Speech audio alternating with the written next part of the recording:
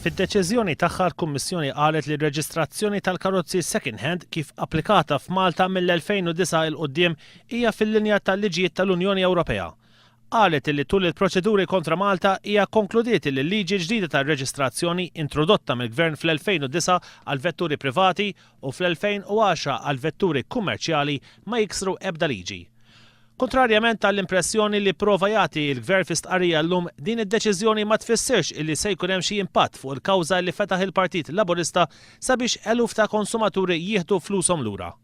Il-daw in-nies fil-fatt l-istqarrija ma tafetwhom xejn. Il-kawża għadha hemm se tibqa' hemm għaliex dak li qed jgħid id-DOI ma jaffettwax il-mertu ta' dik il-kawża.